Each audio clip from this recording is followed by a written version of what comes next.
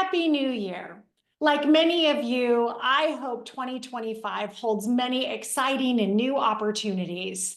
But from a professional standpoint, my biggest goal is to help as many financially responsible families that I can save and pay for college so they don't wreck their retirements.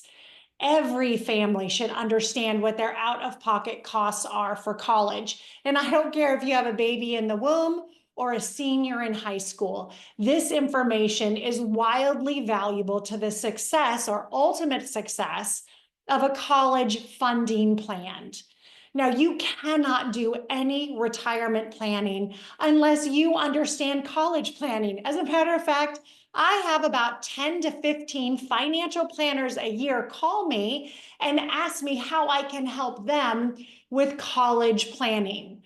Well, friends, college planning is financial planning. And if you don't have someone doing both for you, you need to find a new advisor. For 18 years, I have been helping families efficiently save and pay for college so they don't wreck their retirement. My goal for 2025 is to educate every family on what your out-of-pocket costs are going to be so you don't make bad financial decisions the day you send your superstar to college.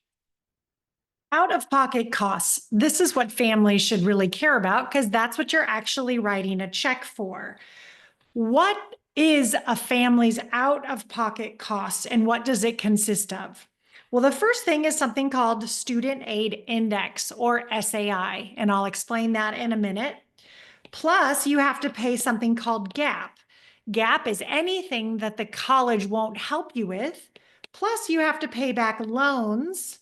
And of course, loans can be parent loans, student loans, private loans, etc. So these three things combined is what your out-of-pocket costs are going to include.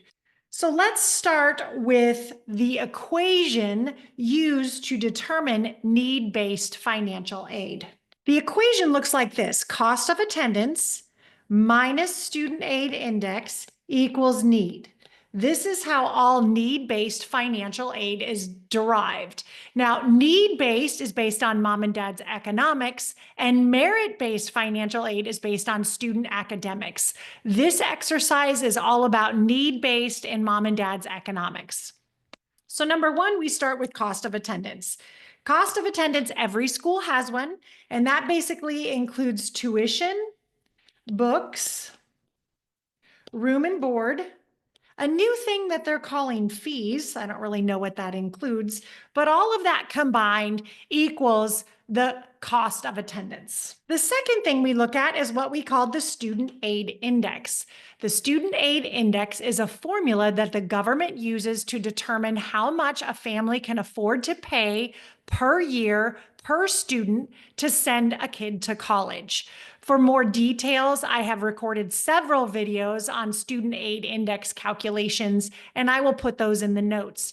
But for our purposes today, student aid index is derived off of mom and dad's assets and mom and dad's income. Basically, they're going to look at your assets and assess them at 5%. Your assets include everything with the exception of money in a qualified plan like a 401k or an IRA, cash value life insurance, annuities, and for FAFSA purposes, the equity in your home. They don't look at that asset, equity in your home, as a way to pay for college with the FAFSA. Then they're going to look at your income, your gross income. So that includes everything. And they're going to assess that at about 20%. So your assets at 5%, your income at 20%. That leads up to the third item, which is need. Need is the amount of money you can get help with, and there's several people that can help you. So the federal government can do it through a Pell Grant, or the university in which your student ultimately goes, they can give you scholarship money or free money, but they can also give you loans, or they can do nothing.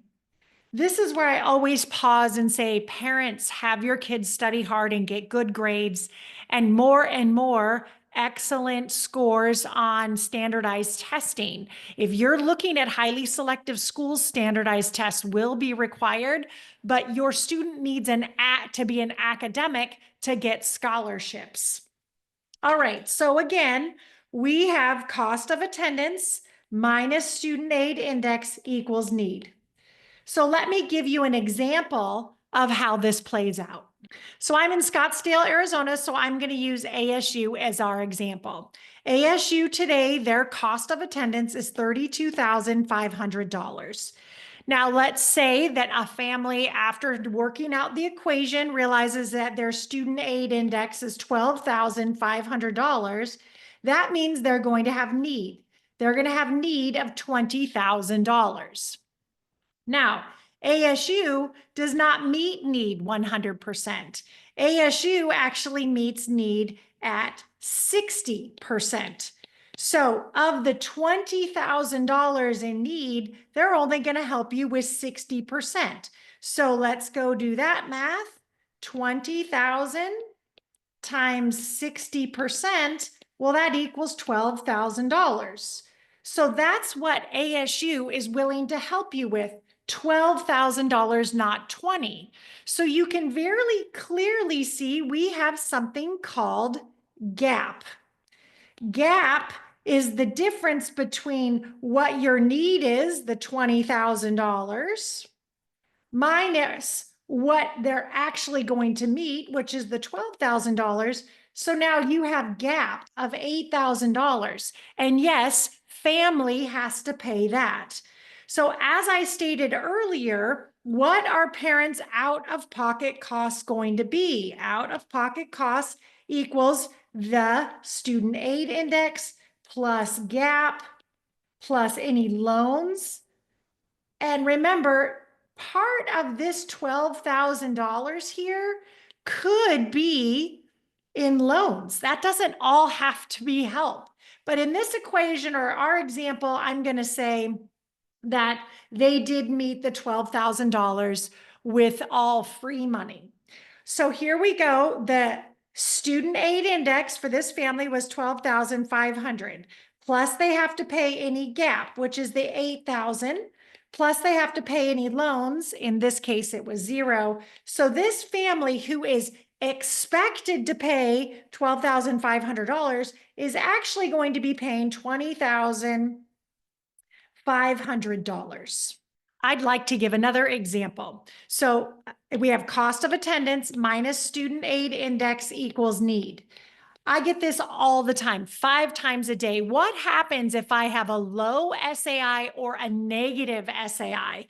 So we're going to use ASU again as the example, $32,500. Let's say I have that crazy negative SAI. So you can have a negative 1,500 student aid index.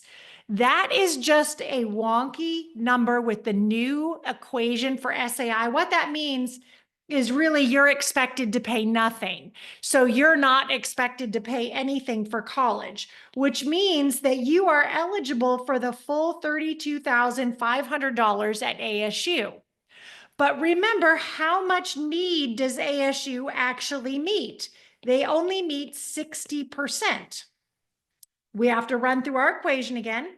$32,500 times 60% equals $19,500.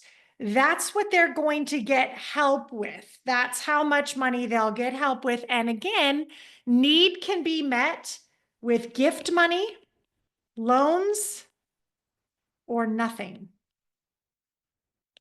Okay, so we have $32,500 is the cost of attendance, and they're only going to help out with $19,500.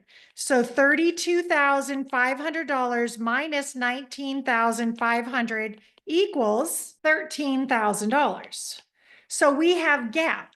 So remember, I have to pay SAI, plus I have to pay gap, plus I have to pay loans. That's my out-of-pocket cost. In this scenario, my SAI is 0. The gap is 13,000. And this example, I don't have any loans. So even though I'm not expected to pay anything for college, my out-of-pocket costs are going to be $13,000. My last example will be of a family with a high student aid index. Again, using ASU as an example, the cost of attendance is $32,500. If my student aid index, as determined by that government formula, is $40,000, well, you can see I'm eligible for no need-based financial aid. Mom and dad, you will be responsible to pay the full cost of attendance. Now, remember, this is based on need. This is not based on merit. Study hard and get good grades, because merit money would be the only possibility of help that a family with a high student aid index, those are the only funds you're going to get. And I hear this all the time. How can they expect me to pay this much money for college? I'm sorry. The reality is they do. Families are expected to pay for college, but in some instances, you can get help. So if you're a family with high SAI, the only opportunity you'll have for help is through merit money, or if your student is an academic scholar. Family, my goal is that this information motivates you to take action. Please understand, I cannot make college free. That is impossible. Every family will pay something for college, but what I can do is help you get more financially efficient. Are you paying too much in taxes? Do you have interest on debt? How did you pay your mortgage? How are you funding qualified plans?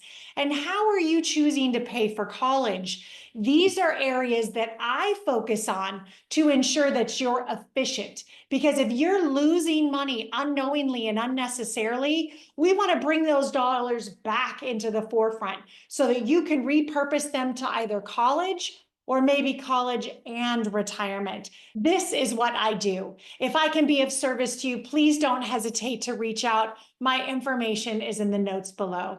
Happy New Year, and I wish you and your family only the best.